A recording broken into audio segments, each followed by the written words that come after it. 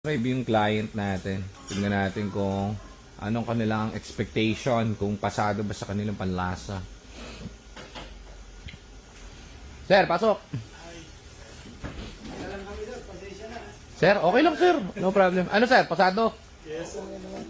Sir, pwede Ano, sir? 200 muna ang ano namin ngayon. Tapos, i-prepare na yung Unit.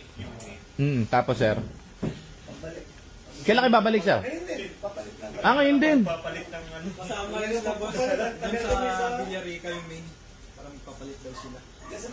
Iwan namin to para ma-detail daw. Diyan kay ano. Hindi inaantay nga ni Joseph, PMS na namin sir. Ano sir, pasado? Goods, takbo, shift. Sino nag-drive? Sir, Nung una, biglang bumaha doon eh. Doon sa ano? Kabisado yung daan. Nakakabutan eh. Nagtagal kami sa Palawan. Yung pala, dadaan pa dun sa main nila yung approval ng isang oras pa hindi namin bago pala maibigay ng pera. Kung saan umaga pa lang sinabi na namin para... No problem sir, walang problema. Ito na lang kami sa Villarica. No problem. Kahit anong time sir, walang problema. Pagka may nang pagkasama yata sila. Hindi naman yung puti. Isang puti. Mag-down kami ng 200. Pasamahin ko sa inyo si Aljon. So, kukwento ko yung mga mods na ginawa natin dito. Palit tayo ng buong transmission to pati clutch, ano, sir? Clutch saka shift park, ano? Brand new na LUK. Tapos, nung kinuha namin to, ang nakita, napansin pala ni Joseph dito is yung tubo niya na yun, yung return, yung heater hose niya. May bukol, so nagpalit tayo ng bago nun. Then, chinek namin lahat to. ABS niya yan. All goods. Walang kahit anong error. So, mami-scanin natin to bago i-release. So, change oil na lang tayo dito. Spark plugs na goods na rin. Pati yung battery niya, hindi na namin napalitan to kasi parang 4-5 months pa lang yata yung battery niya. So, ang ganda ng amplifier niyan. Hindi volts ang tinitingnan dyan, yung amplifier. Dapat yan syempre 12 yung volts, pero yung amplifier, same. Tapos, walang hesitant dito sa ano. Walang resistance dito sa pagbukas ng takip. So, very good itong buong reservoir, original. Wala ring leak na kahit ano. Wala kang makikitang leak. May markings pa ng Ford lahat.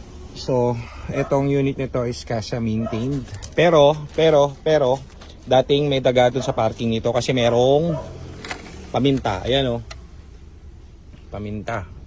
Meaning may jebs ng daga. Kaya magalala kasi kapag meron niyang putol, ang wiring, nag-error na sa amin yan. Kaya lahat yan ay aming binubusisi at sine-check. Ayan o, may paminta dun. So meaning yung may-ari dati nito. Ang solusyon sa daga kasi guys, kapag kahit anong kotse, pag may pumapasok sa makina nyo na na daga, lagyan nyo ng paminta. Ayan o. Tama yan. Tama yung naglagay. Hindi kami naglagay niya, yung owner.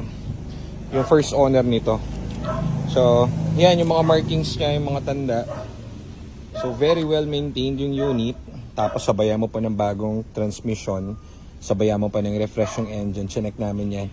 Yung buo. So, very good siya. Markings niya, kompleto, ABS and everything. So, ano pa ba masisira dyan? Yung belt neto, yung timing belt neto napalitan na. Pero yung drive belt, kapapalit lang din umayari. Ayun yung timing belt niya. Yung timing belt niya nandito sa loob. Ito yung kanyang drive belt. So, walang kahit anong cracks and everything. Very good. Pati yung langis yan. Papalitan na rin yun. So, wala ka na magiging problem sa kotse. Di ba? May magiging problem pa ba siya dito? Kahit biyahe niya na Mindoro ko pwede. Mindoro. Mindoro daw. Kahit daw pumunta ka ng Mindoro para sumisid sa mga kababaihan. Pwede. So, yan lang. Tinor ko lang kayo. Very good yung gulong kapal. Kita mo nga pati yung medyo meticuloso yung may-ari. Para malaman, wala kang gas-gas oh. Kahit ano. Marumi lang. Mamaya pag tinlining, gandang kalalabasan nito. Okay, so yan yung titignan sa ilalim. Ito yung shocks, may marking din. Ganda no? Very good. So ganyan naman lahat ng unit namin dito. Kahit naman hindi ganito ka-fresh yung ibang unit dito. Kasi depende sa mga first owner po yan. Ang ginagawa namin, binabalik namin sa gantong estado. Okay.